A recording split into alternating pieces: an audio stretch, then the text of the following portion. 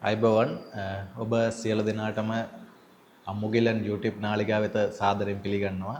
විශේෂයෙන්ම අපේ ජනතාව මම එන දන්නවා මම තමයි මේ ලංකාවේ අවුරුදු 30ක් තිබ්බ යුද්ධයේ අවසන් සටන වෙනකන් හිටපු LTT ළමා සොල්දාදුවා. මම ආවිලා මගේ අත්දැකීම ඒ අවසන් යුද්ධවල වෙච්ච අත්දැකීම සහ මේ මගේ ලයිෆ් එක චේන්ජ් වුණා. මේ විශ්වයේ මේ චතුරාර්ය සත්‍ය මේ බුද්ධ දර්ශනේ තියෙන කරුණු ටික මට අම්මුණාට පස්සේ මගේ ලයිෆ් එක චේන්ජ් වුණා.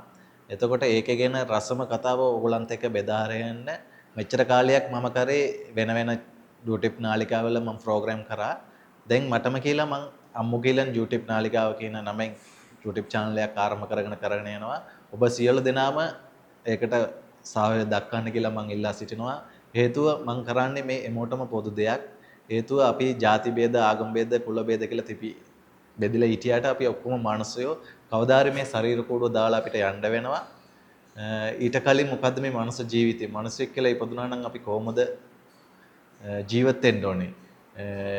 ඒ වගේ මගේ අත්දැකීමත් එක්ක මම මේ විශ්වෙන් ගත්ත දැනුමත් එක්ක ඔයගලන්ට එක්ක ඉස්සරහට කතා කරන්න මම සූදානම් වෙනවා. එහෙනම් ඔයගලන් මගේ channel එක subscribe කරන්න.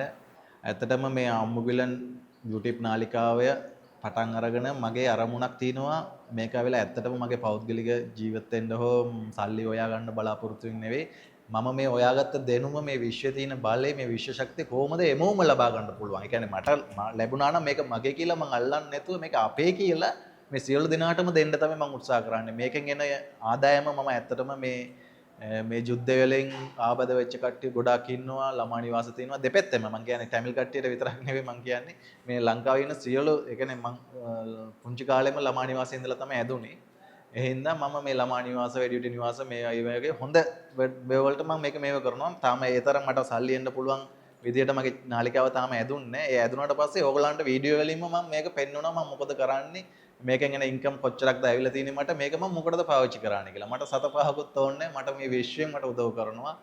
මේක ඕගලන්ටත් කරන්න පුළුවන්. අපි එකතු වෙලා ලස්සනට මේ වැඩසටහන කරගෙන යන්න.